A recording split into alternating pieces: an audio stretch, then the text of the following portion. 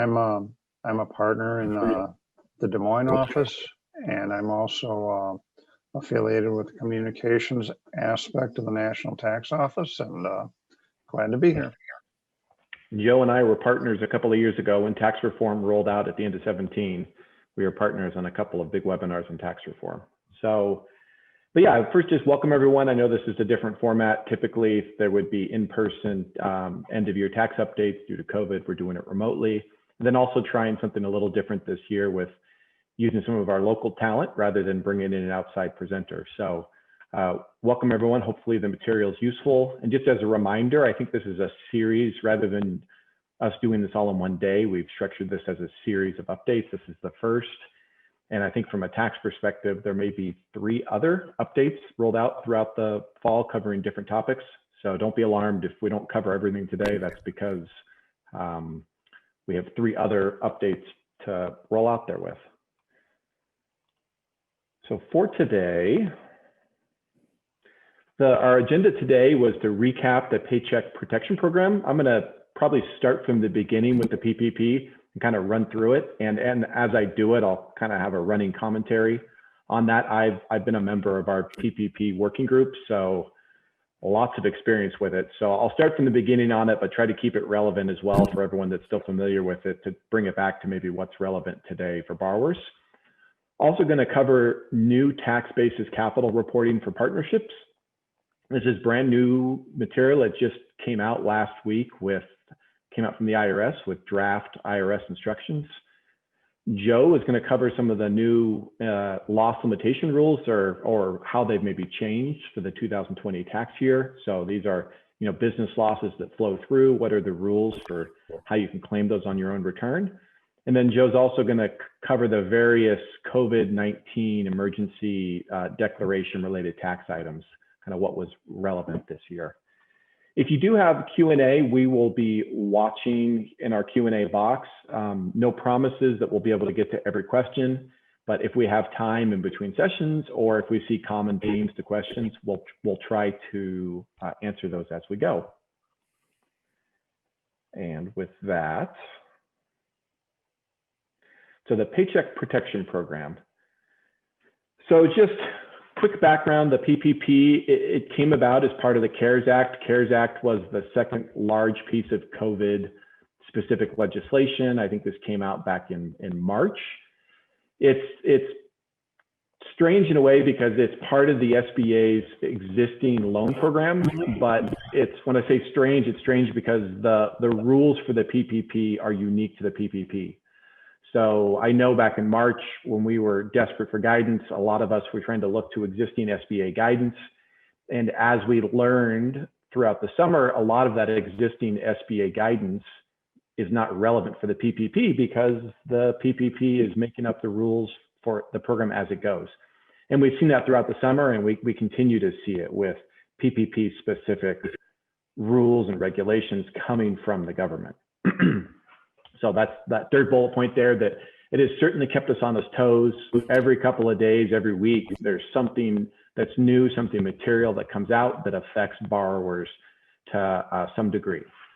But for people on the front end of this, what could you borrow? Well, it was the maximum. You couldn't borrow any more than $10 million, but your loan was really based on your 2019 payroll, and it was equaled to 2.5 months of your 2019 payroll. Why is it tied to payroll? Well, it's the Paycheck Protection Program, and really the whole goal of the program was borrowers to use the proceeds to maintain their payroll over their covered period, which we'll talk about in a second. So that's why the base is 2.5 months of your 2019 payroll. Who is eligible? Hopefully everyone has this covered, although we are finding from time to time now as people go into forgiveness, they're discovering, I'm not going to say they're discovering they're not eligible, but maybe they applied, maybe they have more than 500 employees and they applied and were approved, and now they're having to remember why exactly were they eligible originally. So it starts with, what are the standards? Well, if you have 500 or fewer employees, then that worked. There were also special rules for franchises and people in the hospitality industry, if your NICS code began with 72, I think that's the magic code. That's restaurants and restaurants and not hospitals, restaurants and hotels. That you can treat each franchise on its own. You don't have to test. Like if you're a Marriott hotel, you're not tested with all other Marriott hotels. There was also a separate definition for a small business concern, even if you exceed 500 employees. And that was tied to, it's industry specific, tied to employees or revenue. And then the third category, which kind of came out after the fact. The third one that maybe surprised a few people was if you met the alternative size standard. This is one of those rules that came in after the fact, about 2 or 3 weeks after the loan program opened, where even if you had more than 500 employees, and even if you didn't meet the other rules, if you had a maximum tangible net worth of not more than 15 million, and then average net income after taxes of not more than 5 million, you qualified.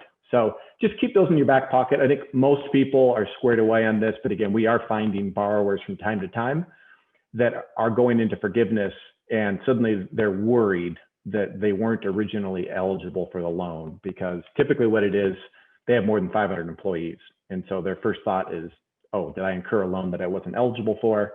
The answer is probably not, because even though you may not meet the first category, you may be able to point to the second and the third category. So what can you do with the loan when you have a loan? Well, the whole goal for most people with the loan is to get it forgiven. And how do you get it forgiven? You incur eligible expenditures during your covered period. What are eligible expenditures? Well, the first biggest category is payroll. So that's just what it sounds like, salary that you've paid to employees. Also includes health insurance, retirement benefits, state and local taxes, and so forth. The important point there, as you're getting ready to file your forgiveness application, it's the employer's share of these things. So if you're including health insurance, it's the employer's share. If you're including state and local taxes, it's the employer's share, not the employee's share of these things. So it's very much a gross concept. And then you're capped at $100,000. So if you have highly compensated employees, you can't include any more than $100,000 based on an annualized rate as eligible payroll costs. That's the second subpoint there under what payroll costs don't include.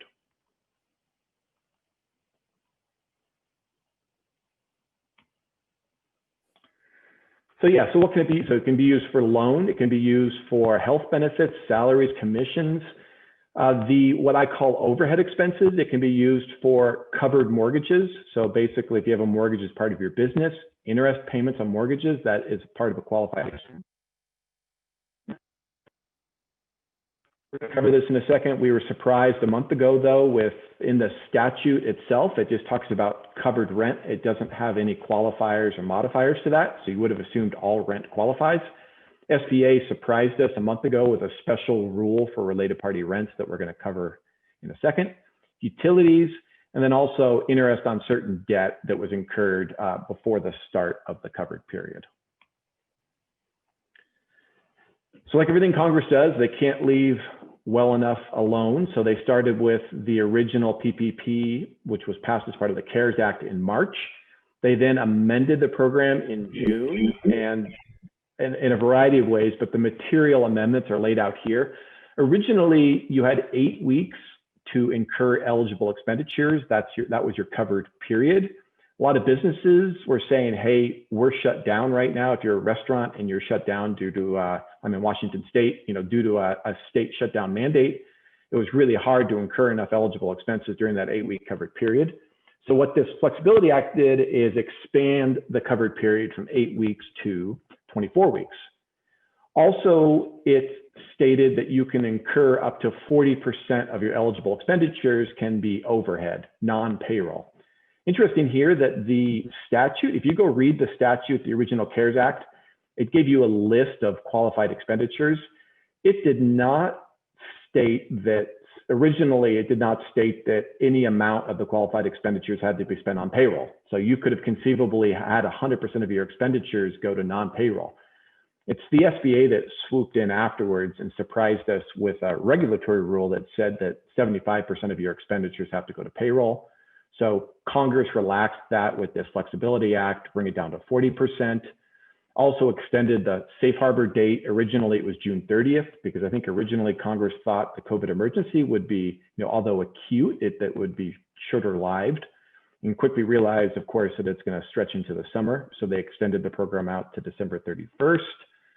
Also, for people, and you can still elect to do this, a part of the CARES Act was allowing an employer to defer the employee share of payroll taxes paid by the employer, and you pay it back in 21 and 22. So basically an interest-free loan.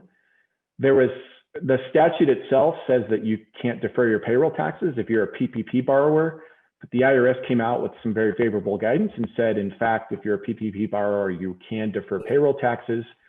But when your loan is forgiven, when you receive notification of forgiveness, you have to stop deferring the payroll taxes at that point. Just remember, though, the payroll tax deferral, that's an interest-free loan, but it's not free money. You have to pay it back in 21 and 22. The Flexibility Act also extended the note from a 2-year to a 5-year note. Some lenders have resisted this, or some lenders are confused on this. So if you're going to end up with a PPP loan balance, if you're not going to get all your loans forgiven, you're going to want to work with your lender to make sure that the note reflects this new 5-year maturity rate, not the 2-year maturity rate. And then if you received your loan before June 5th of 20, which is the effective date of the Flexibility Act, you can choose to either use the 8-week covered period or the 24-week covered period. Also gave us a couple of new exceptions to pay attention to the Paycheck Protection Program Flexibility Act. So I gave you the general rule in the beginning that the goal is you use your loan proceeds during the covered period on eligible expenditures. If you do all that and your eligible expenditures equal the amount of your loan, you can get all your loan forgiven. That's the general rule. The exceptions there are if you don't maintain your employee headcount, which is referred to as your full-time equivalent or FTE, during your covered period as compared to certain reference periods, you can lose forgiveness. And also if you cut employee pay during the covered period, you can also suffer a haircut to your forgiveness. And my joke is always, like everything Congress does, they give you the rule, they give you the exception to the rule, and then they give you the exception to the exception. So here is the exception to the exception. The rule is full forgiveness. The exception is if you have FTE cuts. The exception to that is if you restore those cuts, basically. And it's if you restore them by December 31st, then you don't suffer the FTE haircut. The bit of the unknown here still is if you apply for forgiveness before December 31st, 2020, let's say you're using the 24-week covered period and you're applying, it's October 29th, so you apply right now for forgiveness. How do you make use of that safe harbor? Because does it mean somehow that you have to maintain your FTE count until December 31st, 2020? It's a bit unknown at this point. We're hoping to receive guidance soon. We've been hoping for the last 5-6 weeks. Rumor is, though, that there's a significant batch of FAQs that are soon to be released by the SBA. And you would hope one of the things they're going to cover here is how does that work if the safe harbor refers to December 31st, 2020, and a bunch of people are going to be applying for forgiveness before that point? Do they have to maintain FTEs until December 31st or not? Hopefully the answer is not, but we'll find out. The SBA has made, there's other assumptions I've made, other predictions I've made and proven to be wrong. So we'll see what happens here. And then the other big exception that the Flexibility Act gave us was if you can't maintain your FTE count due to compliance with COVID restrictions, and those can be both federal restrictions or state and local restrictions. But either of those, if you can't maintain your FTE head count because of those restrictions, that also won't count against you. I see we have our first polling question. It's a difficult one, asking if you're connected or not.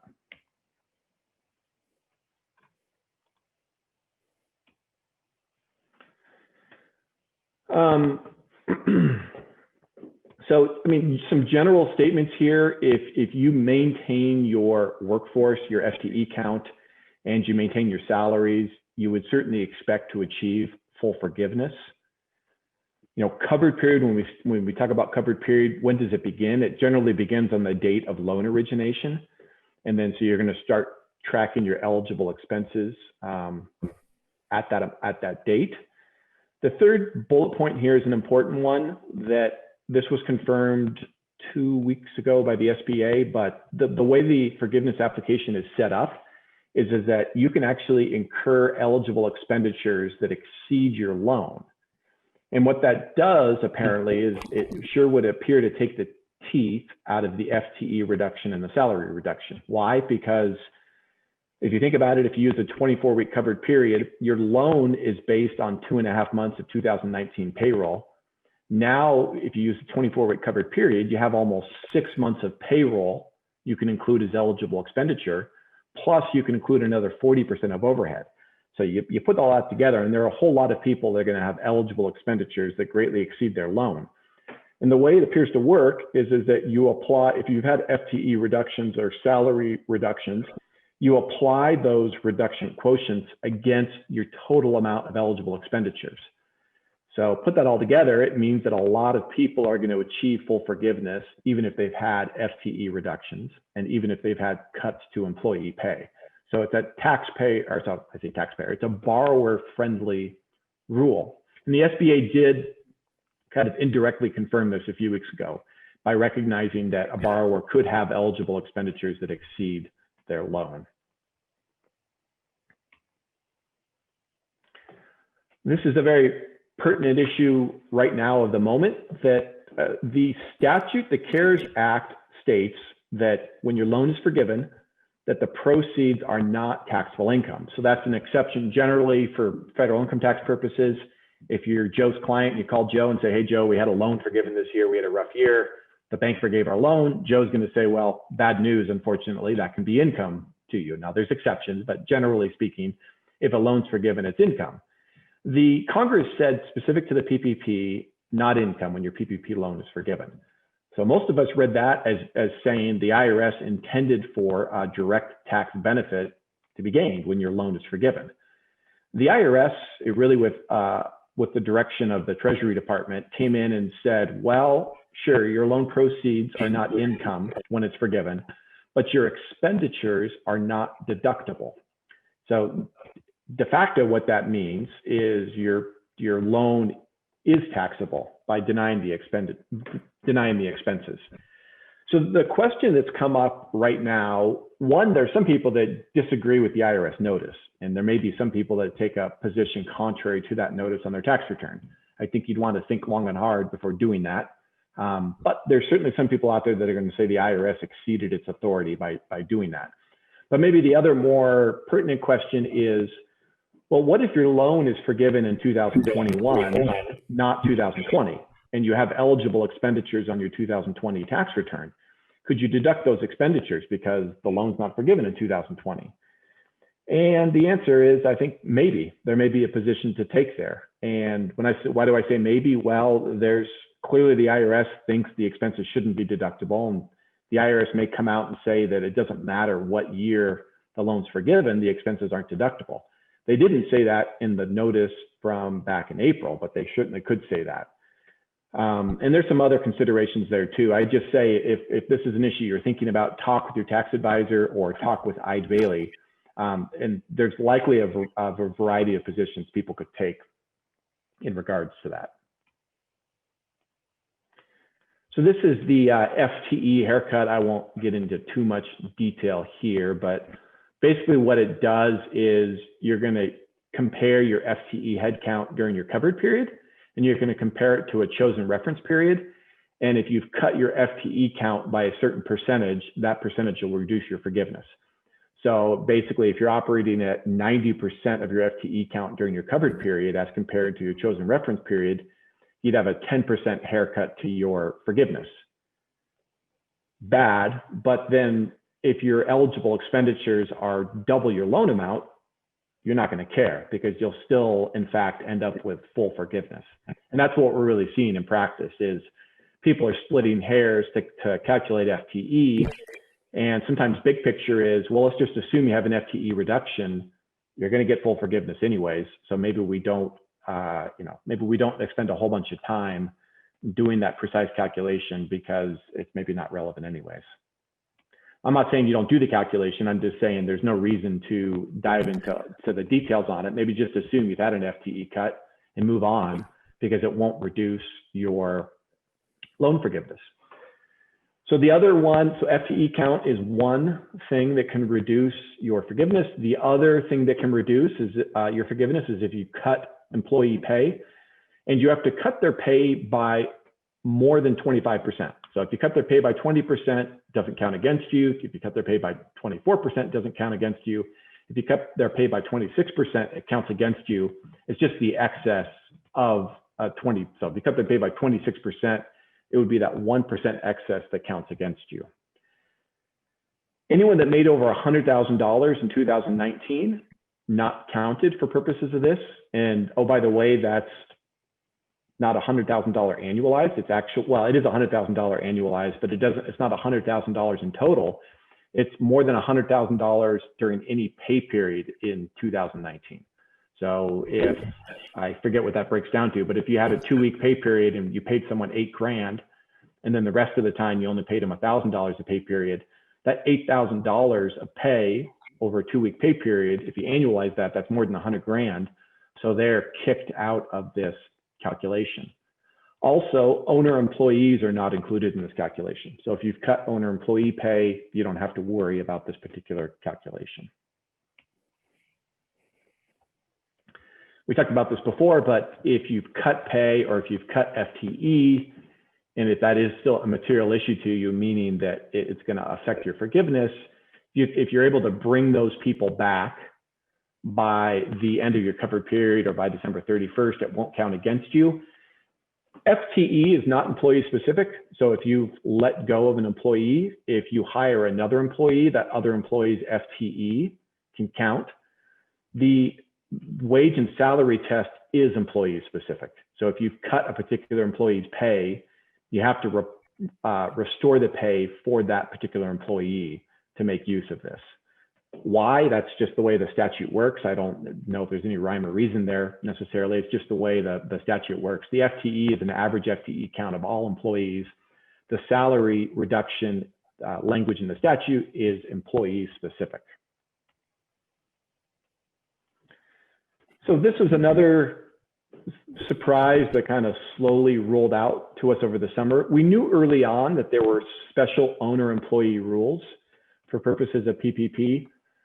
They started using, they being the SBA, started using the term owner employee early on. They never told us who an owner employee was necessarily. And we could kind of guess who they would be, but they never told us who they were initially.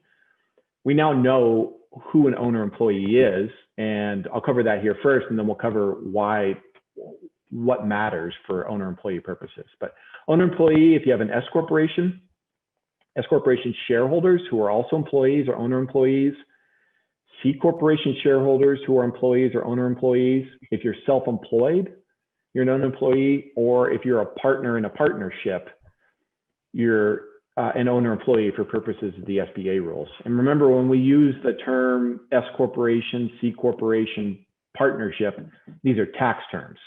So you could have an LLC that's an S corp, you can have an LLC that's a C corp, you can have an LLC that's a partnership. So these aren't state law terms necessarily we're using, these are tax terms. And what we learned, I guess this is 2 months ago now, is there is a de minimis threshold. Generally, if it's 5% is the threshold to be an owner employee for the SBA. So if you own less than 5%, generally you're not covered by these owner employee rules. So why does it matter to be an owner employee? Well, there's special caps for how much compensation can be included as an eligible expenditure if you have an owner employee.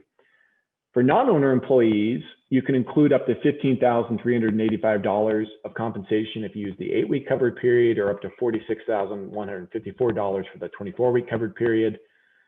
Those magic numbers come from, we know we can't pay any more than 100 grand at an annualized rate. So 15,385 is 8 52nds times 100 grand. And then 46,154 is 24 52nds times 100 grand. So that's for non-owner employees. For owner employees, you can do $15,385 for the 8-week covered period, but you can only do up to $20,833 for the 24-week covered period. You can, of course, pay owner employees more than these amounts, and you can pay non-owner employees more than these amounts. It's just that these are the caps for what counts as an eligible expenditure. And then further, for if owners received less in the 2.5 month equivalent period in 2019, then that's the cap. So you can't receive any more than $15,385 or $20,833. But if you look back to 2019 during the equivalent 2.5 month period and you were paid less than that amount, then that lesser amount is the maximum that you can include as eligible compensation. Also, interestingly, this has come up from time to time. Some of our clients own interests in multiple entities, and these entities each incurred a PPP loan. And the government stated that these owner employee caps apply across all businesses. So you can't, if you have 3 different businesses you're an owner employee in, you can't pay yourself $20,833 from each entity. You can only pay yourself a total of $20,833 from all entities. Again, you can pay yourself more. It's just when I say you can only pay yourself $20,833, that's what counts as an eligible expenditure. Here's just a little chart that kind of breaks down. So we talked about it in the beginning. Most of what when we think of payroll, we think of compensation, cash compensation, but payroll also includes health insurance, retirement, state and local taxes, and it's the employer's share. So along with the salary caps for owner employees, there are also caps on whether you can include an owner employee's health insurance, retirement, state and local taxes. And you'll see if you're an S Corp owner employee, you can include retirement and state and local taxes, not health insurance. C Corp, you can include all 3. If you're a general partner or self-employed, you can't include any of those. And why it's more effort or more detail than what we can cover today. But the SBA, if you're interested in some of the IFR's interim final rules, they give some justification or explanation for why that is. So maybe just a couple of examples, and we've used these examples over the summer. So some of you that have been in our webinars over the summer have seen these, but just as part of our recap of the program, if you have ABC as an S corporation, it has 3 owner employees. Ann owns 90%, Bob owns 1%, and Christine owns 9%. So notice right away, Bob is under 5%. So even though Bob is an owner employee, Bob is not covered by the owner employee rules because he owns under 5%. However, Christine and Ann are covered because they own more than 5%. ABC is using the 24-week covered period and pays the following compensation to Ann, Bob, and Christine. Ann's paid 80 grand, Bob is 80 grand, and Christine's 80 grand. But notice during the 2.5 month equivalent period in 2019, Bob was only paid 10 grand and Christine was only paid 15 grand, whereas Ann was paid 80 grand. So how much of that counts as an eligible expenditure for PPP purposes? Well, Ann can include the full $20,833. Bob can include $46,154 because even though Bob's an owner employee, Bob's under the 5% de minimis threshold. So Bob is not subject to those special rules. And then Christine can only include $15,000 because she only was paid $15,000 during the 2.5 month equivalent period in 2019. So that special limiting factor referencing back to 2019 kicks in for Christine. And this is just another example that shows what to pay attention to. If you or your client owns an interest in multiple entities and those entities incurred a PPP loan, how does that work? So Jill owns 100% of 3 S Corps and each S Corp incurred a loan and using part of the way Jill's compensation, and each S Corp is using the 24-week covered period. Jill pays herself 20 grand from each S Corporation during the 24-week covered period. And let's just assume it's equivalent to the amount that Jill paid herself at 19. So if each entity was filling out its application on its own without regard to the other entities, they might be tempted to say, well, $20,000 we paid to Jill, that's an eligible expenditure. But we need to think of those in the aggregate, all those companies together. And Jill can only claim a total of $20,833 as an eligible expenditure across all three S corporations. So again, I keep hitting this because we get this question come up. Jill can, of course, keep all of her compensation. The government's not going to take it back. It's just that the eligible portion for PPP purposes is capped at $20,833. And if you can choose, if you're subject to this limitation, they say you can choose how to allocate the capped amount across different businesses. So if Jill wanted to put it all to one S corporation, she could, or she could spread it evenly across all three different S corporations. So just kind of our next polling question. Just a quirk maybe in the statute that for S corporation owner employees, we know that the health insurance portion is not included as an eligible expenditure for forgiveness purposes. It's generally speaking, health insurance is included on an S corporation owner employee's W-2 as compensation. So that is part of the loan, the original PPP loan, because the original PPP loan was based on 2.5 months of 2019 wages. And when everyone borrowed, we didn't have the special rule for owner employees.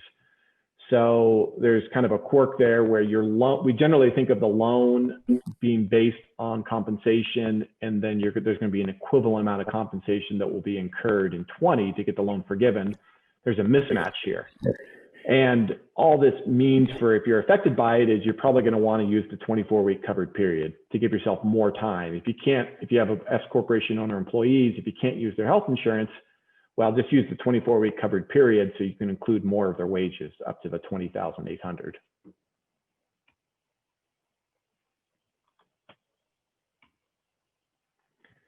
So the related party rent expense, this was another surprise that came up over the summer. The CARES Act talks about covered rent as being a qualified expense. It doesn't define covered rent. It doesn't give special rules for related parties versus non-related parties. And if you had asked me earlier in the summer, all I would have said was, hey, I think if you pay related party rent, I think that works as long as it's based on third-party pricing. So if your rent or your lease is based on what you'd have to pay a third party, I thought that would qualify. And what is related party rent? Well, related party rent is really where the owners own both the real estate and the operating company, and the operating company uses the real estate. Very common structure. I call it OPCO, PropCo. I mean, there's different names for it, but operations are in one legal entity, real estate's in the other legal entity. OPCO pays rental income to PropCo. It's not really a tax play. I mean, it can be a tax play, but most of the time it's more about liability protection, that you don't want to put the real estate in with your operations. Also, sometimes lenders want a clean LLC when they're loaning money for real estate purposes. They don't want it mixed in with the operations. So just a very common structure. Related party rent comes up all the time. So what did they tell us? Well, they told us that related party rents only work for PPP purposes, so only generate an eligible expenditure to the extent that the rent paid equals the mortgage interest owed on the property during the covered period that is attributable to the space being rented. So effectively what that means is if PropCo owns real estate but doesn't have a mortgage on it, owns it free and clear, none of the rent expense paid by OPCO qualifies as a PPP expenditure. That's a bad answer. So then your next question would be, what is a related party? Is it 50%? You know, in other portions of the tax code, we talk about 50% common ownership. They went way lower than that, they being the SBA, and said any ownership in common between the business and the property owner is a related party for these purposes. And then further, they said that when you're seeking forgiveness, if you have a related party rent expense, you have to include mortgage interest documentation along with your rent expense to document your rent expense. Why? This is an interesting justification from the SBA. They maintained that somehow this would be, kind of some unjust enrichment to property owners if they allow related party rent expense. I don't think I really totally agree with that. Why should we distinguish between a true third party, where if I pay rent to a third party, my rent expense qualifies no matter if that third party has a mortgage or not, versus if it's related to me, it does matter. I'm not sure their logic necessarily holds up, but such as it is, that's their justification for it. So just an example here, we have OpCo, PropCo. You know, PropCo owns the property, OpCo's operations, OpCo's leasing the property. We only have 1% common ownership between the two. So 99% of the ownership of OpCo is separate from PropCo. Same for PropCo, 99% of PropCo's ownership is completely unrelated to OpCo. OpCo pays $1,000 rent a month under a lease, and the lease was in effect prior to 2/15. If PropCo has a mortgage and pays $200 of interest and $800 of principal per month. What that means is only $200 of the rent payment from OpCo qualifies as a qualified rent expense for PPP, or a covered rent expense for PPP purposes. So 800 of it is lost as a qualified expenditure. And if, I don't have it here, but if there was no mortgage, if PropCo had paid off the mortgage a long time ago, and so it just held the property free and clear, none of the rent would qualify as a qualified expenditure. In practice, we had more than a few clients that were ready to use the 8-week covered period, and they were ready to file for forgiveness 4, 5, 6 weeks ago. This rule came out and pushed them to using the 24-week covered period, because rent was a significant expense that they were going to rely upon, and it was related party rent. So because they couldn't include related party rent, their only option to get full forgiveness was use the 24-week covered period. So if you're affected by this rule, or if you have clients affected by this rule, what it's going to push them to do is use the 24-week covered period so that you can have other expenses generate forgiveness that aren't rent. Also, some rules, I won't go into too much detail here, but there's some rules for subtenants. And all it says here is, if you are a tenant and you sublease out a portion of your property, the subleased portion doesn't count as a qualified rent expense. That makes sense because you're getting cash for that portion. It should be only the portion that you're paying for use in your business that qualifies as a rent expense.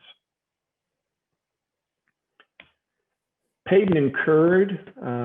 We've been hitting this point throughout the summer, but I think it still bears repeating because this question comes up. The borrowers kind of get the best of both worlds here. Generally speaking, if you incurred a cost before the start of your covered period, but pay it during your covered period, that counts as an eligible expenditure. Whether that cost is rent, whether it's payroll, whether it's utilities and so forth, the mere fact that you incurred it before your covered period and paid it during your covered period doesn't mean somehow that you lose some of that. You can get all of it. So the common example here is, if you received a loan, your covered period began on May 1st, and if you make payroll on May 2nd, but the payroll payment is for the last 2 weeks of April, so the payroll was incurred before the start of your covered period, 100% of that payroll counts as an eligible expenditure, of course, subject to the other limitations we talked about for owner employees and so forth. But otherwise, 100% of that payroll counts as an eligible expenditure, even though it was incurred before the end of your covered period. So a borrower-friendly rule. Then the other side of it is, if you've incurred costs towards the end of your covered period, but then paid them after your covered period, the incurred portion counts as an eligible expenditure. Not the whole paid portion, but the incurred portion. So if you have a 2-week payroll and it covers the last week of June and the first week of July, your payroll, and your covered period ends on the last week of June, you're going to pay payroll in July, but a week of that payroll was for the last week of your covered period, and then a week of that was for the first week of the period after your covered period. The incurred portion during your covered period also counts as an eligible expenditure. So it's not the exact mirror. On the front end, you can include all of the expenses paid during your covered period, whether they're incurred or not. On the back end, you can only include the incurred portion, but still a friendly rule, because the government could have said, hey, you paid it outside your covered period, you're out of luck, bottom line. There is a special rule for retirement benefits. Joe and I have talked about this. It's a little vague, but what they said is you can't accelerate retirement benefits from periods outside the covered period or alternative covered period.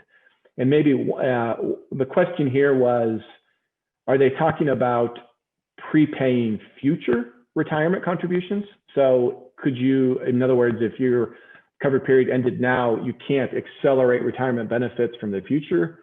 Or what if you have retirement benefits in a previous period that you've paid during your covered period? Does that cover it here?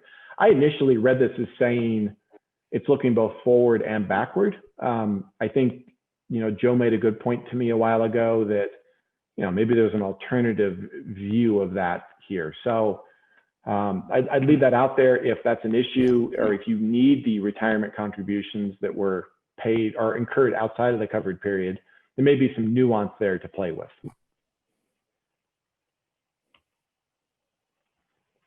The EZ application, this is a simplified application for certain borrowers, although I will point out that it may not be quite as easy as what people think, because in order to be eligible for the EZ application, you have to kind of run through the gamut of tests that you'd have to run through anyways for the normal application.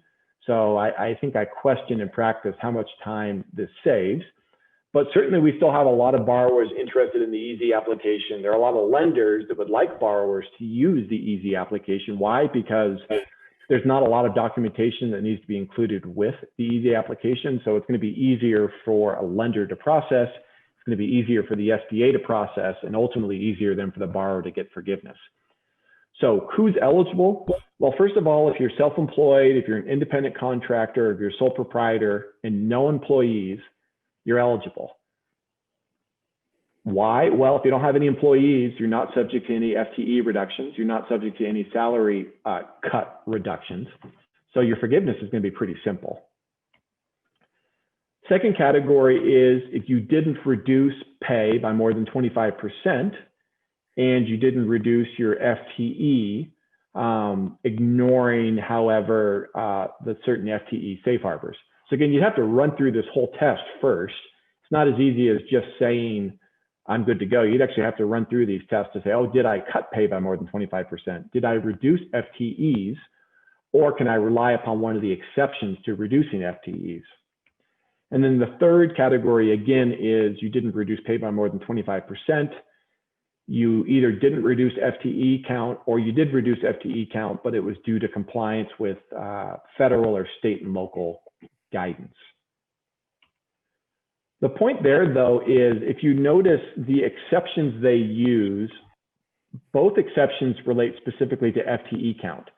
There is no exception if you cut employee pay by more than 25%.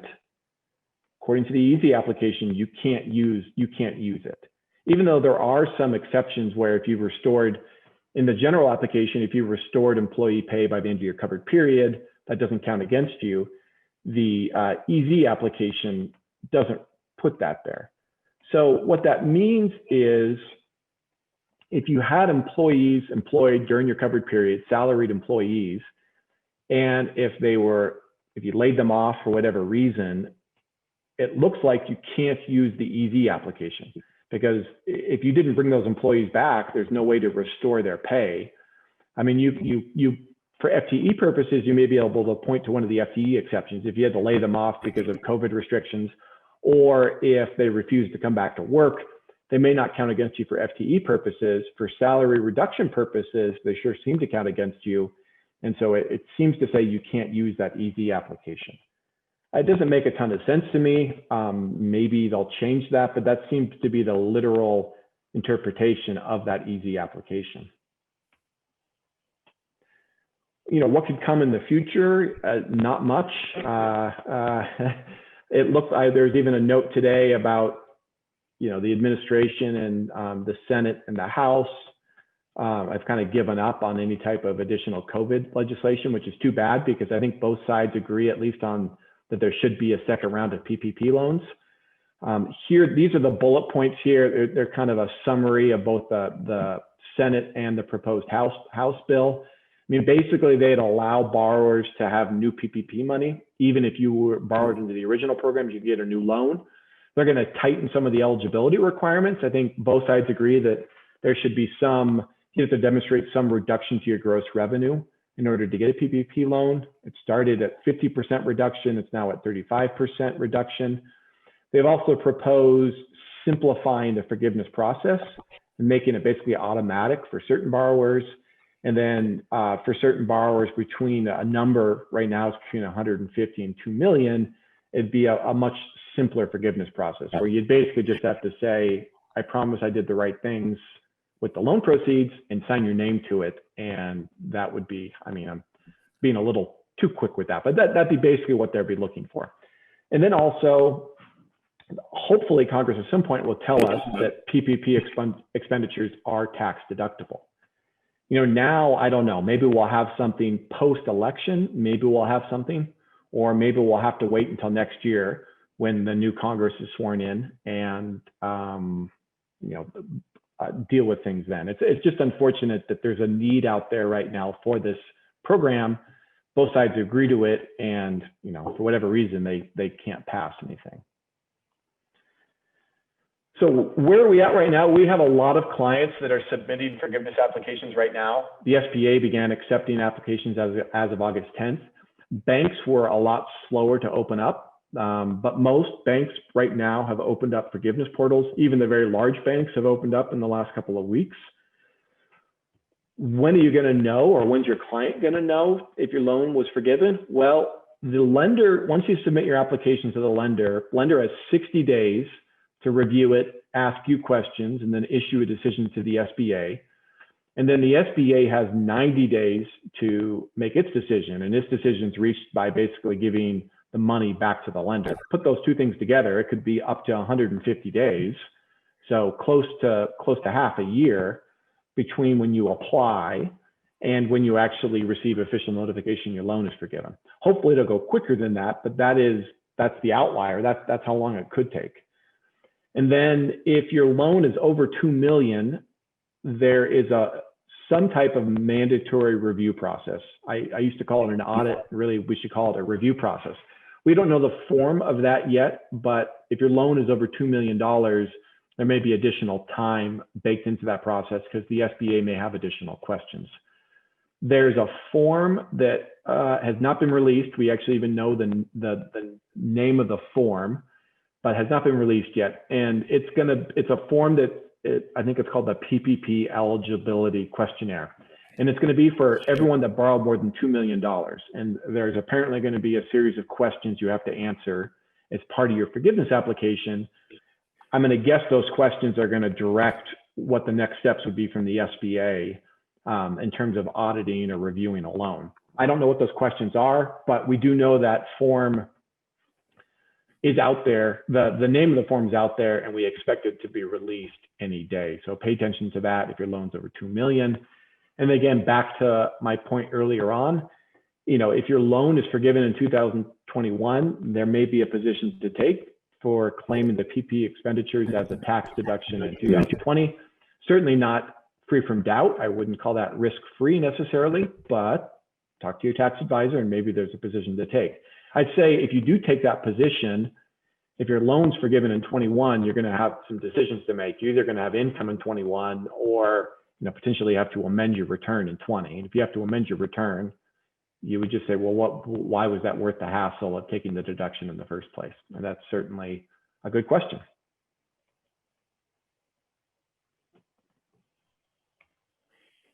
So before we move to the next, we could spend a few minutes maybe here, and we can look at a few questions here. Joe and Ali, if that works.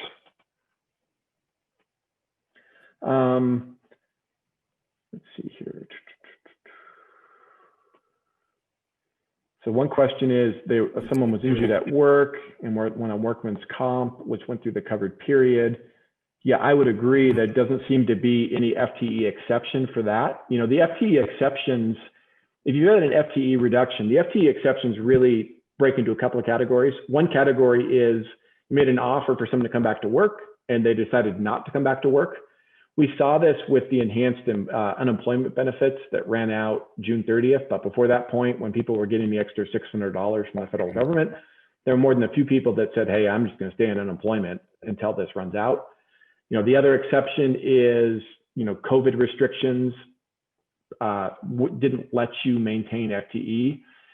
If it's non-COVID related and not employees voluntarily leaving, there's limited help for the FTE exception. But what I would say though is, remember, you have 24 weeks to incur eligible expenditures. So even if you have an FTE haircut, I think in certain circumstances, you could even have a 50%, a 50 FTE haircut, and you still may achieve full forgiveness. Because remember, your loan's based on 2.5 months of 2019 payroll. You have almost 6 months to incur eligible expenditures, including payroll, plus 40% overhead. So just pay attention there. I would agree that Chris, another question from Chris, is that category of inability to return to the same level of business activity due to COVID-19 restrictions, whether federal or state. Chris's point is that it seems very wishy-washy gray. I would absolutely agree.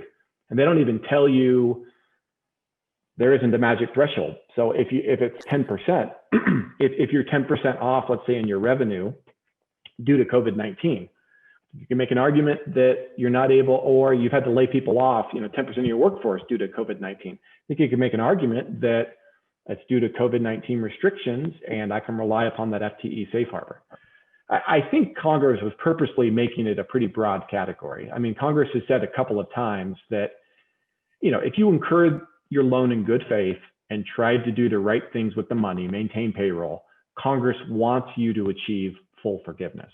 So that may be why they put that category in there as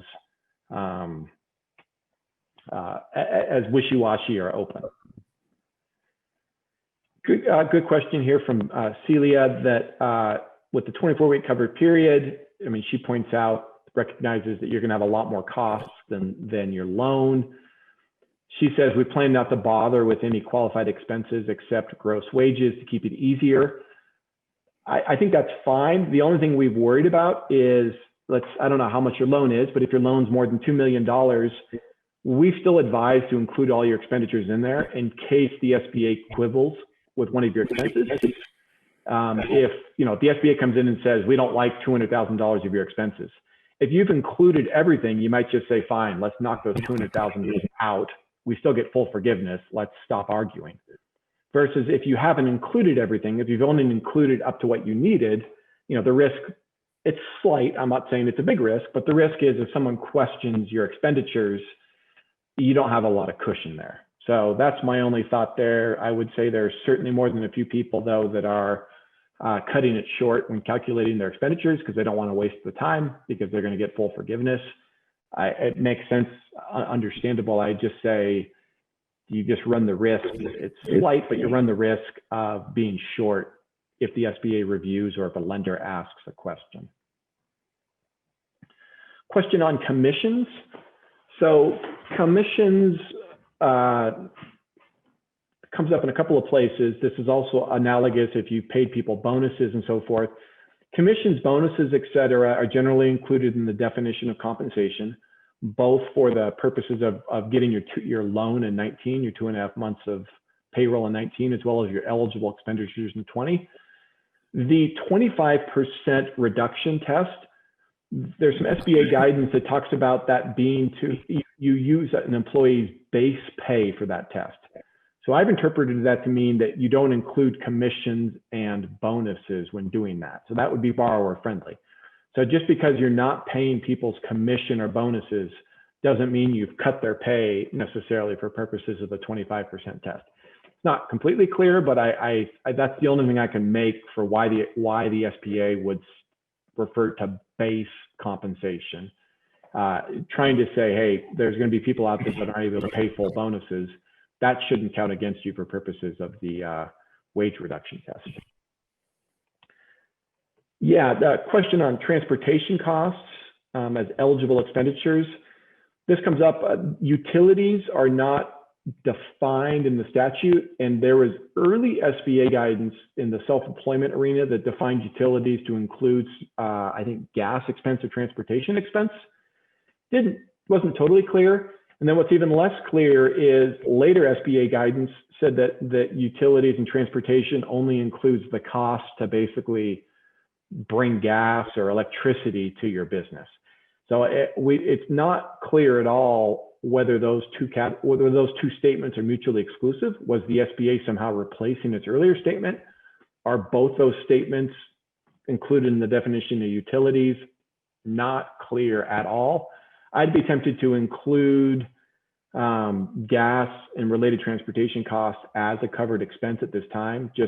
I'd go back and look at that guidance that the SBA put out, and if you can fit it in there, and if they haven't withdrawn that guidance, I should be tempted to include that. But my caveat would be, who the heck knows? And maybe the SBA will come out next week and tell us that none of it qualifies. So with that, good final question. I'm going to move on to the next category here, but you do not have to meet that easy application. You have to meet one of those three categories. You don't have to meet them all. So one of those three categories.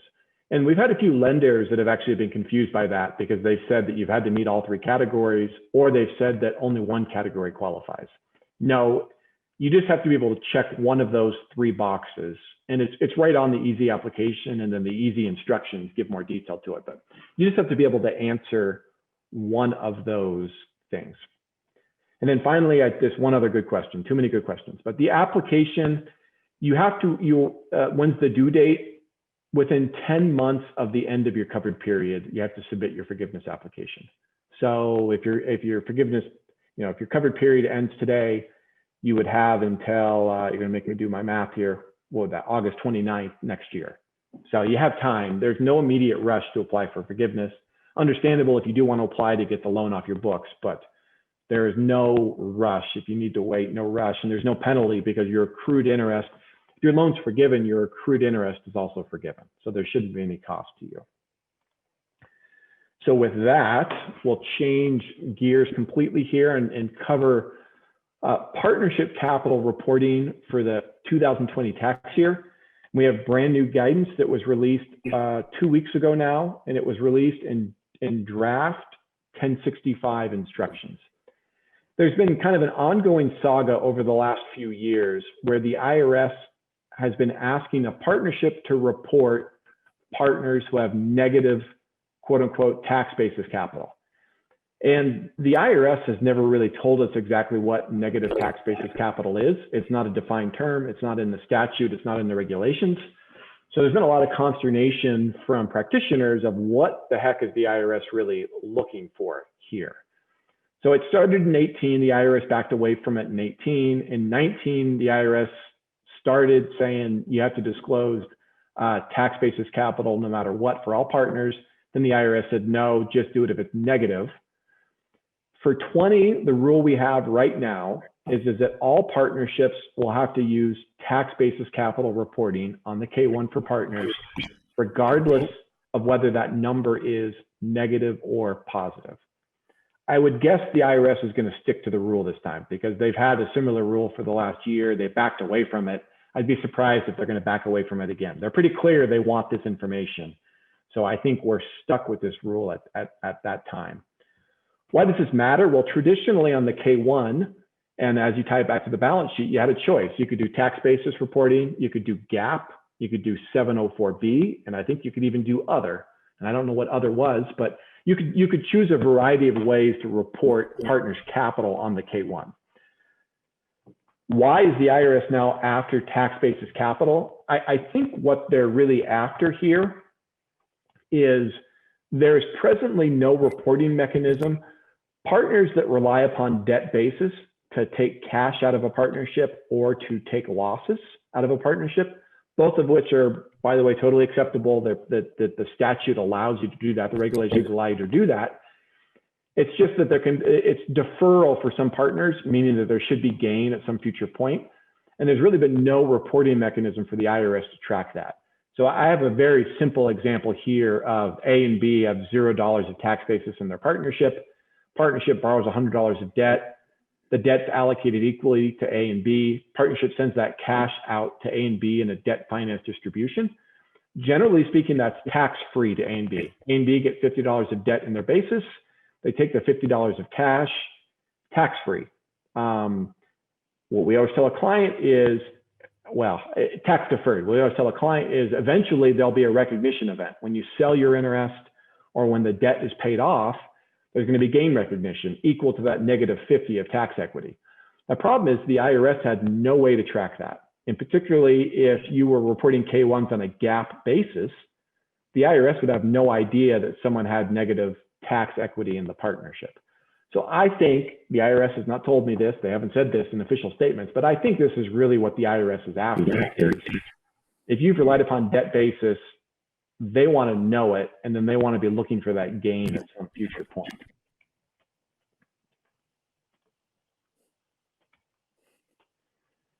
So how to compute tax basis capital, this has also been just an ongoing saga of what to do. There was a notice or a proposed revenue procedure earlier in the year where the IRS said, here are a couple of very complicated ways to do it, both of which were frankly a pain to do. That would have been really difficult for practitioners. And I think to the IRS's credit, the IRS backed away from that. And what the IRS says now is that you can use a transactional method to compute tax basis capital. I think also what the IRS realized was most practitioners were going to use this method anyways. Even if the IRS said you can't use this method, this was the method most people were going to use. And the reason why is because the IRS or the partnership has this information. So really what the transactional method does is you start with a beginning capital account number, you increase it for taxable income, decrease it for taxable loss, decrease for distribution. It's just a running tax basis number. Partnership has all this information, so it should be, I won't say easy, but relatively straightforward to track using this transactional method. And what they say is if you have a tax basis balance sheet, then you start with the partner's share of that tax basis balance sheet, and then you apply the transactional method to that. Now, the question is, if you don't have a tax basis balance sheet, if you have a GAAP balance sheet or an other balance sheet, what do you do to compute the opening number? Well, they've said that you can use a variety of ways to start with that opening number. Once you get your opening number, you need to apply the transactional method to that opening number. But to start with the opening number, you can use what's called the modified outside basis method, the modified previously taxed capital method, or the 704B method. And all of these, you don't include debt basis in the amount. For 704B, you wouldn't necessarily include it anyways, but just remember, this is a true tax. They're trying to get to a tax equity number exclusive of debt. So the modified outside basis method would just be the partners tell you what their basis is in the partnership. And you use that number net of liabilities. The previously taxed capital method is a little more complicated. What you really do is you assume a hypothetical liquidation of the partnership for fair market value. You figure out what proceeds each partner would get, and then you account for tax gains or losses in that. And you end up with kind of a tax equity number. It's complicated. I would guess between these two, you'd rather do the modified outside basis method. If you have 1,000 partners or a whole bunch of indirect partners, and so you don't know tax basis, maybe this is the method you use. And then the 704B method is you start with partners 704B capital accounts, and then you tax affect it basically by you account for the built-in gain or the built-in loss associated with that 704B capital account to kind of come to a tax number. Of these three, I would guess the modified outside basis method would be the easiest because you just ask partners to give you their tax basis number. But there are going to be some partnerships that can't do that. So then the other method would be, can you convert your balance sheet to a tax basis balance sheet? If you can't do that, then you're kind of stuck with this previously taxed capital method or the 704B method. And I'm sure in practical effect too, there's all kinds of, what I'll call modified methods that people will invent to come up with a number on the K1. Why does it matter? We had this question last year come up too. We had people say, what if I don't report tax basis capital? What if I just ignore the requirement? What happens? And it wasn't totally clear. I thought you could be subject to a penalty, but it wasn't totally clear. My joke was, what would happen if you didn't put income on line 1 of the K1? You know, I mean, it's required information, so it's not voluntary. You can't choose to make up a number for box 1. Box 1 is supposed to be taxable income. But the IRS indeed confirms they confirmed in the draft 2020-1065 instructions, they confirmed that there is a penalty for failing to do this. But then they also say that they're waiving the penalty for 20, that if you take, if you make best efforts to comply, for 20, if you get off base, there won't be a penalty. But presumably for 21 on, there is a penalty. And presumably it's just the per month penalty that we're all familiar with for failure to file a K1 or filing an incorrect K1. Maybe we'll get more information on that. But 20, if you make best efforts and get it wrong, no penalty. Certainly a penalty for 21 on. So this is something we should all be focusing on. I mean, as a firm, we're encouraging our partners and tax staff really in the last 2 months of the year, this is something to be focusing on before busy season starts, of how we're going to get our hands around this. And I think for a lot of people, the answer is, if you can, take the time, convert to a tax basis balance sheet. The reason why is because then you're going to have a tax basis balance sheet that ties to the capital accounts for each of the partners, and you'll be able to check your numbers, versus if you start with any of these other 3 amounts, modified outside basis method, modest previously taxed capital method, 704B method, your partner tax basis capital is never going to tie to the tax basis of the partnership's assets. So it's always going to look strange when a partner does her review, his or her review, and says, associate, make sure these numbers tie together. The associate's going to say, they don't tie together. And why don't they tie together? Because we started with a non-tax number from the beginning. So with that, I am going to turn it over to Joe for the next portion of our presentation. All right. Thanks, Adam. And I'm going to be losing a lot of sleep trying to get these tax basis account numbers put together, and it's going to just be fun. And let's see. Now let's get started with planning for losses. Unfortunately, with what's happened this year, there are a lot of people that are going to be having taxable losses in 2020. And whether or not that takes into account the PPP forgiveness will be a question for a lot of businesses, and we'll address that a little bit. Remember that since 1986, there have been 3 hurdles to clear in deducting business losses in this order.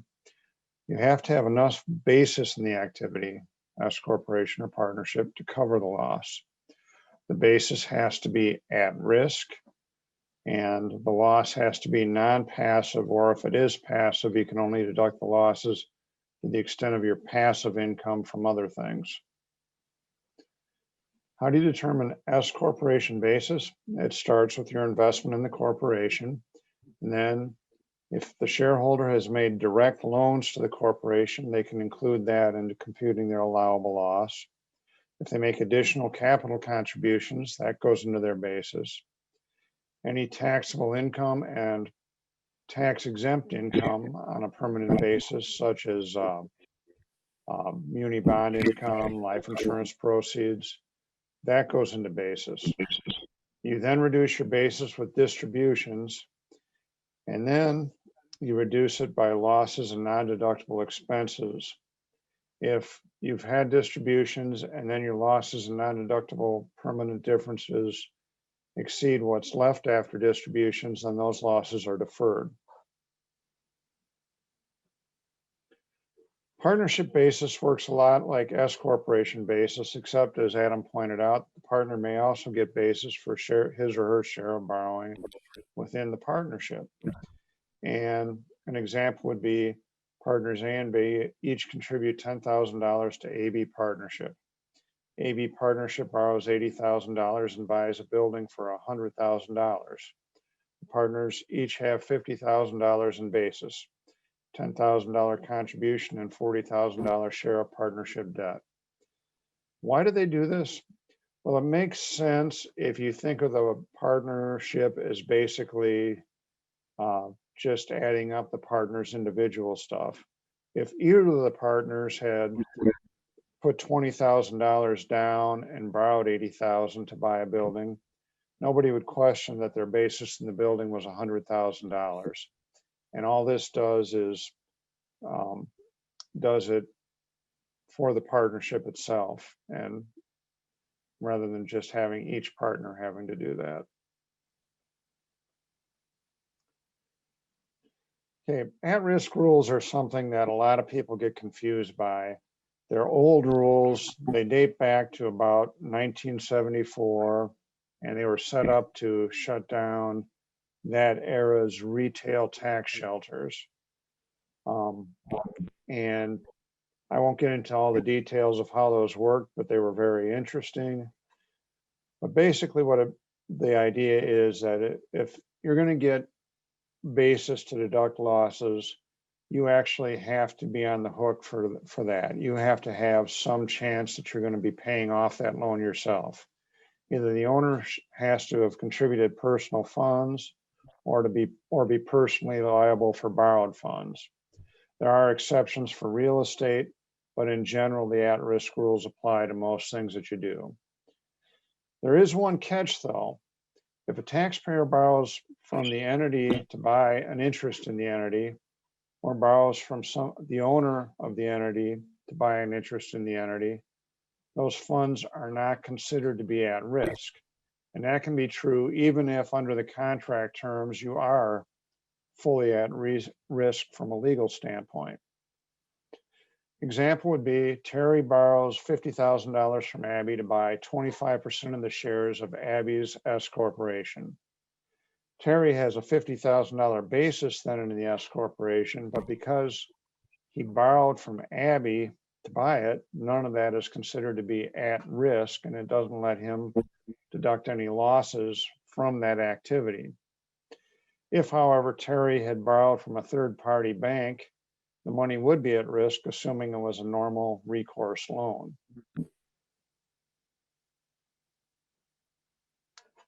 Finally, if you've got basis and that basis is at risk, then you have to clear the hurdle of the passive loss rules. The losses have to either be non-passive to be deducted, or you have to have other passive income that enables you to deduct that passive loss. Losses are non-passive for taxpayers considered to materially participate in an activity. What does that mean? Tax law, the regulations lay out a bunch of tests on how you can materially participate in an activity. The one that's most common is if you participate 500 hours or more during the year. And that, if you work full-time in a business, you're going to be materially participating. Another one is for the serial entrepreneur. That's 100 to 500 hours in each of multiple activities that add up altogether to at least 500 hours. That's called the substantial participation test. Another test is that you participate over 100 hours in an activity and more than anybody else. Another test is all the participation in the activity. Then finally, there are two tests that are based on your old participation. If you've materially participated in 5 of the past 10 years, you've materially participated, for this year. So basically, if you retire, you basically get 5 free years. If you're a retired farmer who materially participated in 5 of the last 8 years before retirement, then you're always considered to participate in the farming activity. For that purpose, retirement means you start collecting Social Security, retirement, or disability benefits. Real estate has its own set of rules for what material to participate in. Real estate rental income is automatically passive unless you're a real estate professional. To be a real estate professional, you have to participate at least 750 hours a year in real estate activities in which you have an ownership interest, and those activities have to exceed all your other trader business hours. In other words, if you have a full-time job, you're not likely going to be able to say that you're a materially participating real estate professional unless your full-time job is in real estate. There are a lot of interesting and sometimes amusing cases where, say, an engineer or a doctor or a computer programmer says that they participate more in their rental property than they do into their full-time job, and that generally has not worked out well.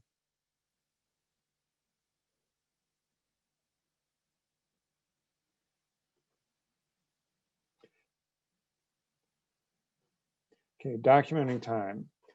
Taxpayers with multiple activities or with a full-time job and a side job might need to prove that they have met these tests. While a calendar or time log maintained contemporaneously is not required, it sure does help. A lot of taxpayers have gone into exams and they're claiming to materially participate in some investment activity, and they find themselves unable to prove that they spent a lot of time, enough time in it. You see it a lot, particularly in people that have some farmland, or they maybe have some ponies that they're invested in. They have a hard time documenting that time.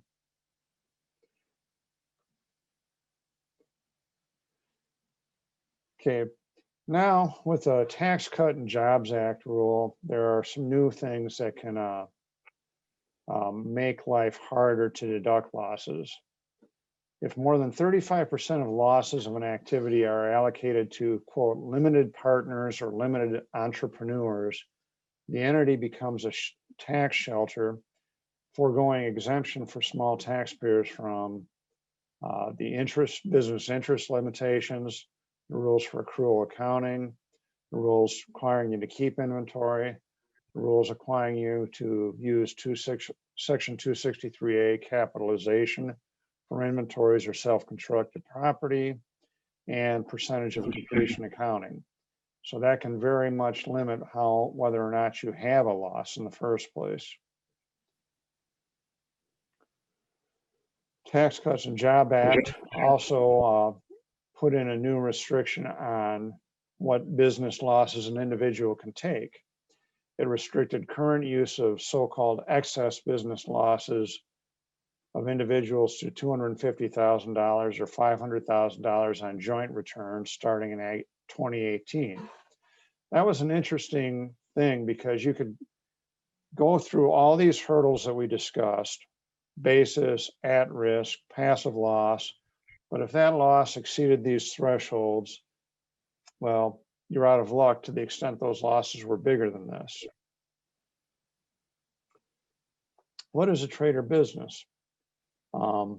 Any Schedule C, E, or F income or loss will be considered loss from income or loss from a trader business for this purpose of business losses and excess business losses. As the statute was written, wages were trader business income eligible for full offset. Well, then along comes COVID and the recession and great big losses. And with the CARES Act, all these, a lot of these rules were eased up. This $250,000 and $500,000 loss limitation was deferred and will not be effective until next year. And this was so that people could benefit from liberalized loss carryback rules that we'll be talking about shortly.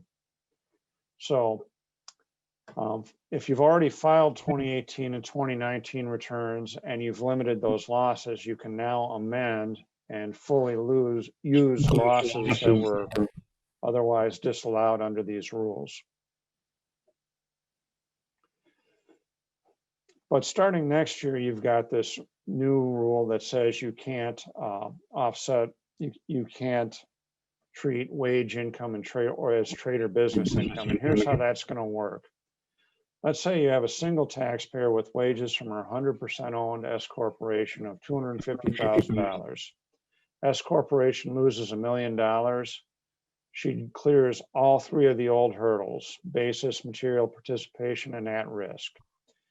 She has $1 million of capital gain and investment income. So what's her trader business income next year? It's going to be $1 million loss because she doesn't get to count wages. She'll only get to deduct $250,000 of loss. And so when you look at her taxable income, even though she's lost $1 million, her in the S corporation, her taxable income will still only be offset by $250,000 of that loss. She'll have wages of $250,000, investment income of $1 million, $250,000 capped loss under these new rules, and she'll have taxable income of $1 million. Now, think about this for a second. What would her taxable income have been if instead of having $250,000 of wages, she had $500,000 of wages? Well, her S corporation loss would still would be $500,000 or $250,000 more, but she wouldn't. Her deductible loss from the S corporation would still only be $250,000, but she would now have a $500,000 top line wages, and so her taxable income would go up, even though her real income would be unaffected. So as you go into next year, you're going to need to be very careful in dealing with S corporation compensation. Okay, now we get to the good stuff, what the Tax Cuts and Jobs Act did to net operating losses. For taxable years beginning in before 2018, the tax law generally allowed a 2-year carryback and a 20-year carry forward. AMT losses were subject to a loss limit of 90% of taxable income. In other words, you can only wipe out 90% of your taxable income for alternative minimum tax with a loss. For tax years beginning after 12/31/17, the Tax Cuts and Jobs Act eliminated carrybacks except for certain farm limit losses, but allowed an unlimited loss carry forward. The use of those carry forwards, however, was limited to 80% of taxable income in any carry forward year. So that was bad as far as loss carrybacks. For most taxpayers, they were unavailable. Then, of course, along comes COVID and everybody's losing money, and Congress said, maybe we were a bit hasty in how we did this.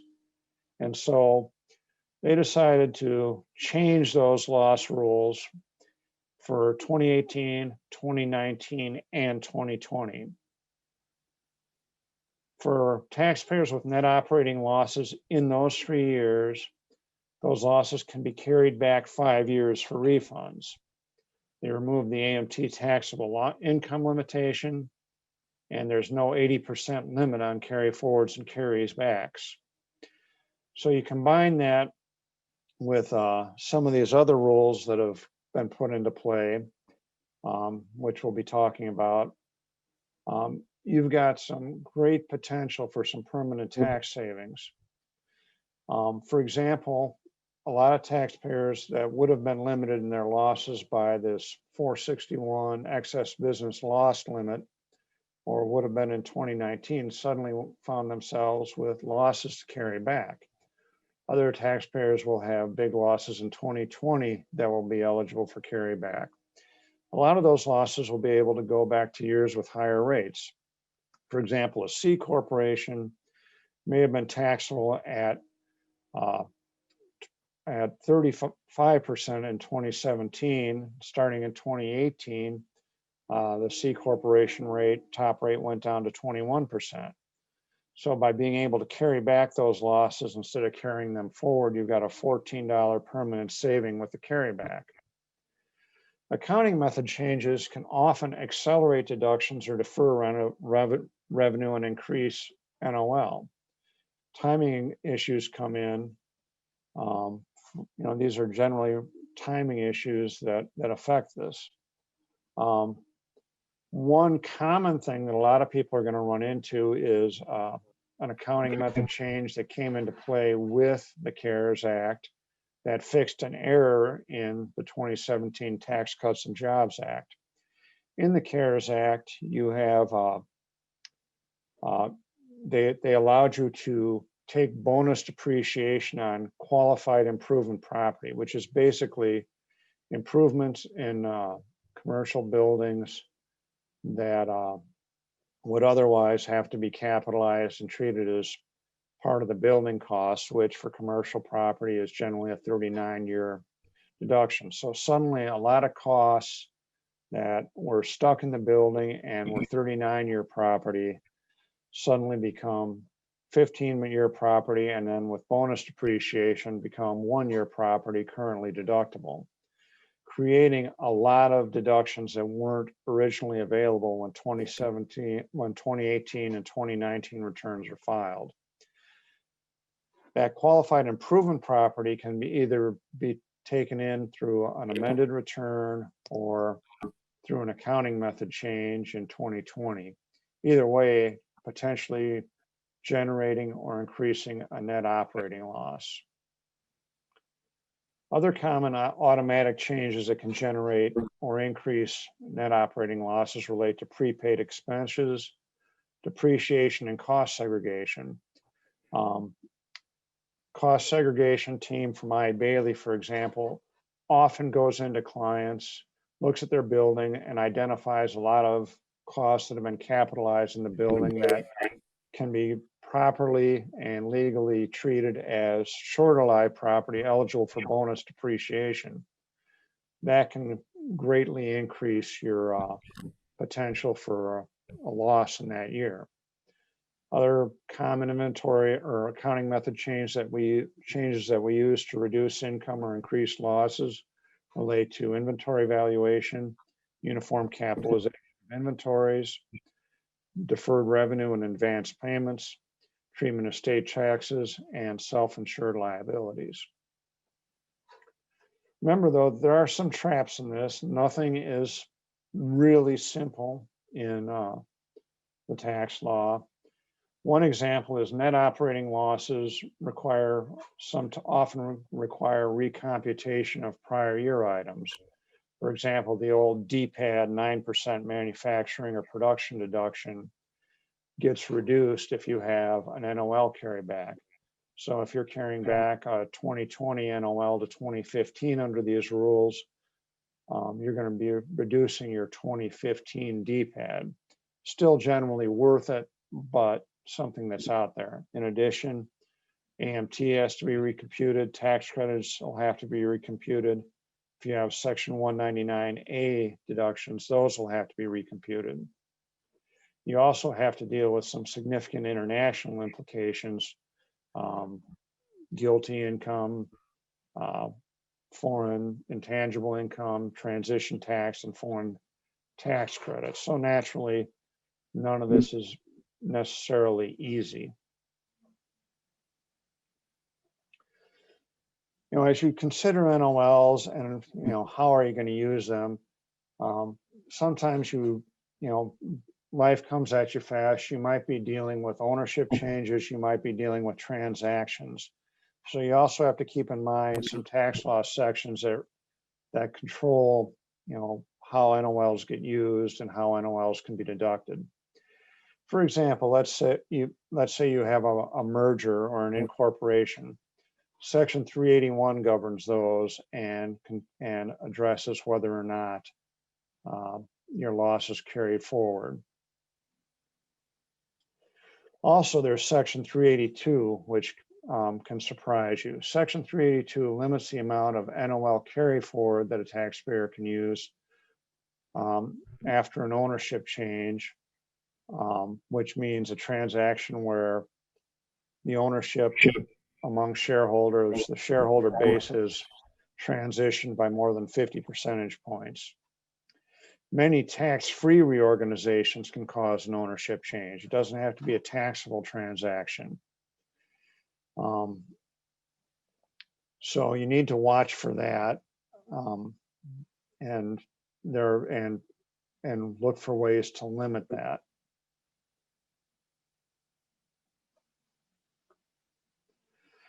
Remember that Section 382, well, 382 can sneak up on you too. Remember, it's a 3-year window to trigger an ownership change. So for example, you have a 25% change in year 1 and a 26% year change in year 3. You have a total of a 51% ownership change, and you have triggered these losses. If Section 382 is triggered, then loss carryforwards are limited drastically to the corporation's equity value at the time of the change multiplied by the long-term tax effect exempt rate that's in effect at the time the ownership change occurs. For October 2020, that rate is 0.85%.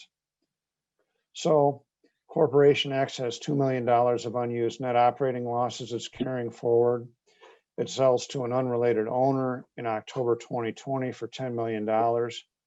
The annual use of that net operating loss is limited to the $10 million value of the corporate stock times the 0.85% or $85,000 a year.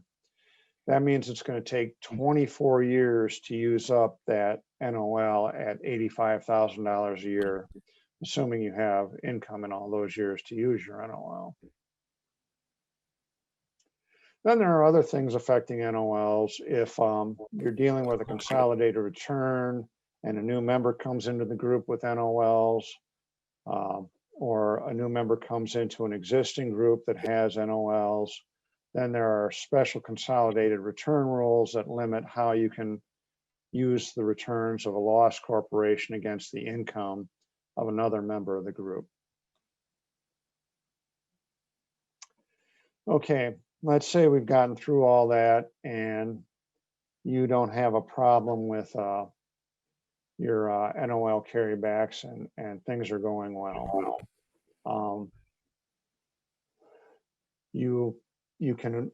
The IRS has revived the so-called quickie refund form to get your carryback done. If you have an NOL carryback for 2018, you had to have it by June 30th of 2020 to file it.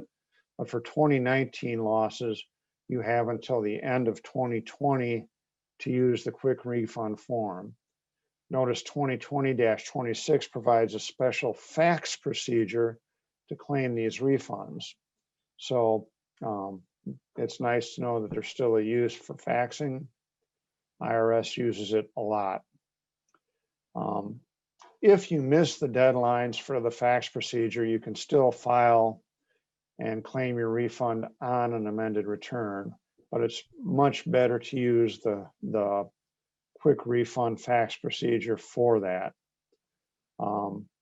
Here are the fax numbers that the IRS is using. If you have a C corporation loss, you file the quickie refund form on Form 1139.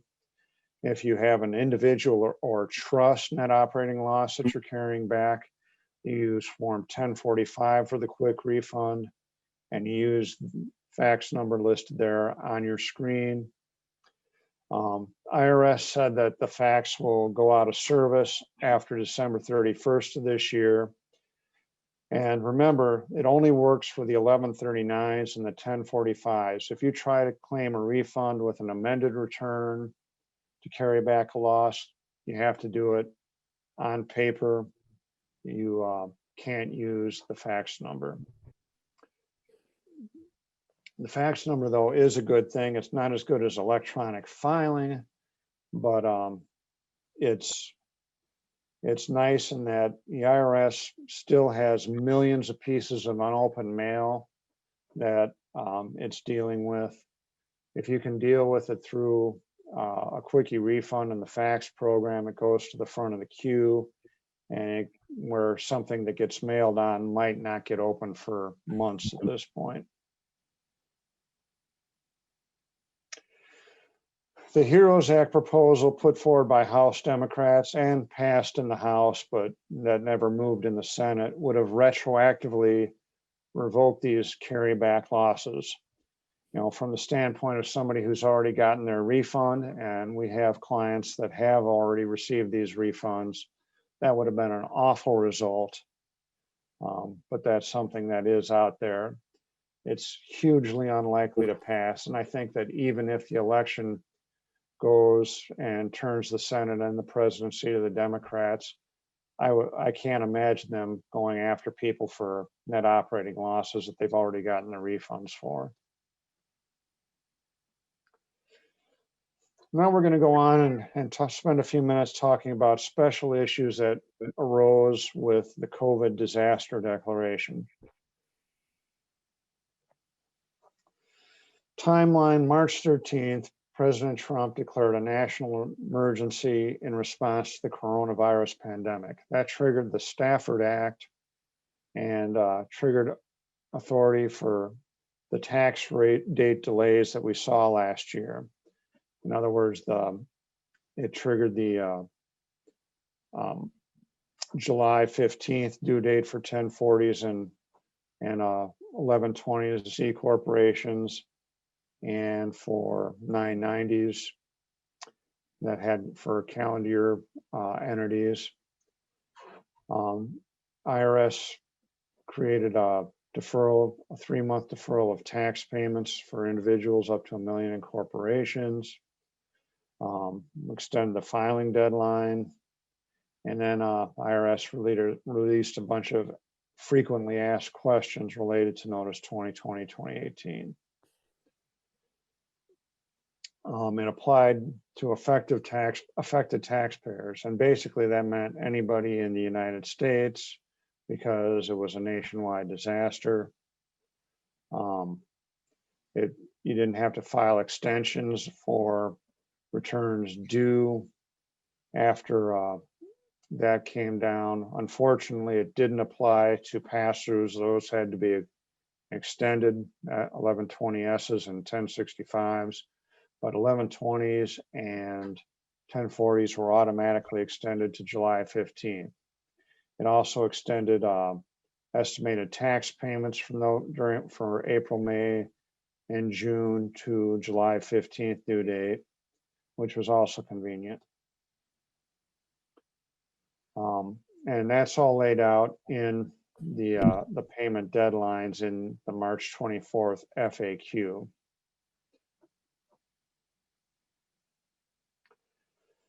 Now, if you have a disaster loss as a result of the COVID disaster or any other disaster, and there's a lot of them this year, it being 2020, you can choose what year you're going to take the disaster in. If you have a 2020 disaster, you are allowed to deduct that either on a 2020 return or on a 2019 return. And you have until 6 months after the original return for the date the original return for the year of disaster is due. So for 2020 losses, you have until October 15th, 2021 to decide whether you want to deduct that loss on a 2020 return or on a 2019 return. You will make that election by amending that 2019 return if that's the year you elect to deduct it, and you include a statement saying you are making the Section 165I election. Once you make the election, you have 90 days to revoke that election should buyer's remorse kick in. That means you get to know what year that loss is better for you. Is it better to take that loss in 2019 or 2020? A lot of taxpayers had better years in 2019 than 2020, and they'll get a better result by taking that loss in 2019. However, if deducting that loss in 2020 allows you a net operating loss, maybe you get a bigger refund by carrying that 2020 loss back to on a Form 1139 to 2015. So you got a lot to think about, but fortunately you also have time to think about that. So, which way is it going to be more deductible? You've got to run the numbers. You've got to see how it affects the if it generates an NOL, you have to see how it works. So let's say you have a taxpayer who had to destroy $1 million of unsold Easter candy, clearly a result of the COVID epidemic and people closing up for Easter. That taxpayer can claim $1 million loss on the 2020 return, or they can elect to claim that $1 million loss in their 2019 return. Where do you deduct a disaster loss? If it's a business loss, you deduct it on the usual form for that year, such as an 1120, 1065 Schedule C. If you have a non-business loss as a result of a disaster, that's an itemized deduction claimed as a casualty loss on Schedule A.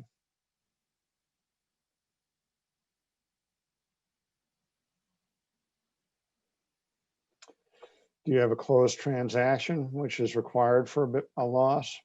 Basically, the answer is going to be yes. So what is the amount of your casualty deduction? Well,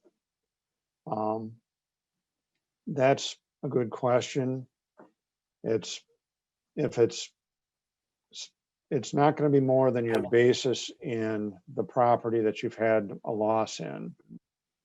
And there's a worksheet in that the IRS puts out that shows you how to compute it. You basically lay out your cost, you see if you have a reimbursement, if you have any gain, you figure out the fair market value before and after the casualty, and you basically get the lesser of your basis or your decline in value of the property. So if your inventory goes down to 0, you get to write down your whole basis in the inventory. If you have some other piece of property and that basis is reduced by the casualty, whether it's COVID or some other disaster, the Iowa windstorms, the fires out west, then you have either the lesser of your basis or your reduction in fair market value as a result. That obviously brings into play valuation issues, and in a lot of cases it's going to be worth it to get a professional appraisal to tell you how much the reduction in the value of a property is as a result of a disaster. What qualifies as a disaster loss? For our traditional disasters, windstorms, fires, earthquakes, it's usually not that hard to identify what a disaster-related loss is. The COVID disaster is something new and unprecedented. Is it different? You have to have a loss that occurs in a disaster area. Well, for the COVID disaster, it's the entire country. And then the loss has to be attributable to the disaster. Well, what does that mean?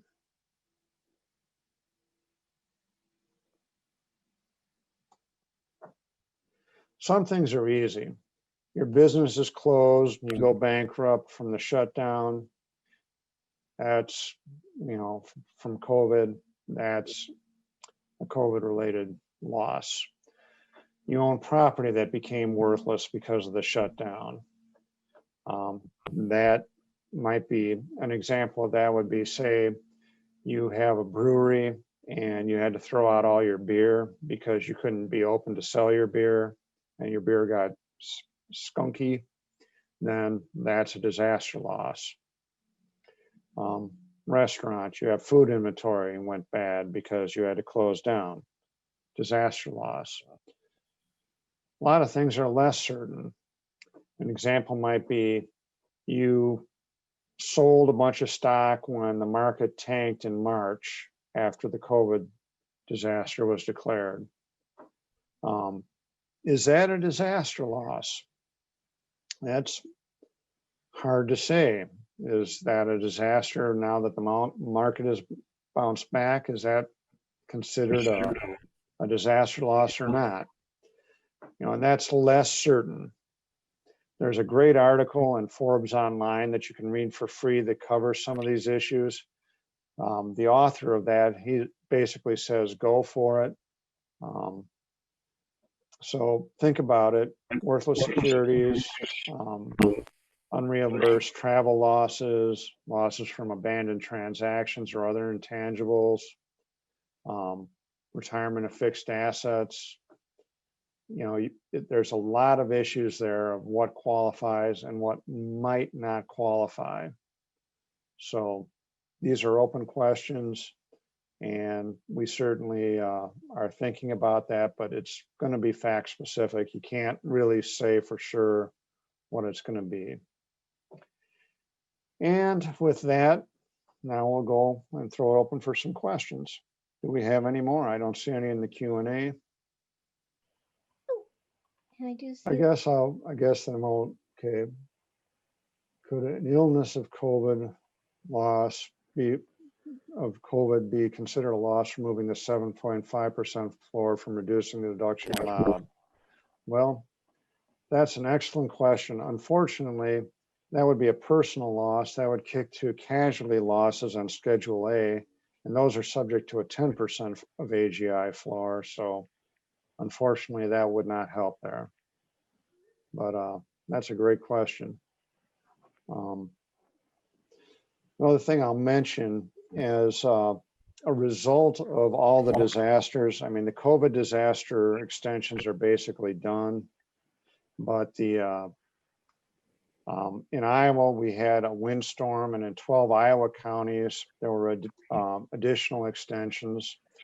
So for example, an extended 1040 in Iowa that is now due in December, and that's true for some of the Western disasters.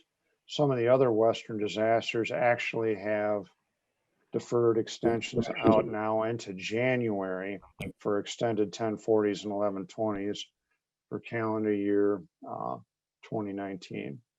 So a lot of planning, a lot of payment deferrals available for those. Okay, I guess we have no more questions. So I'll turn the controls over to Allie. Wonderful. Thank you. Thank you, Joe. And thank you, Adam, for presenting today. And this session was recorded, so we will be sending out the recording for everyone to view again in the future. And with that, I'll thank everyone for attending today. As a reminder, your CPE certificate will be sent out within 7 to 14 days of this training. And we look forward to seeing you at the next session.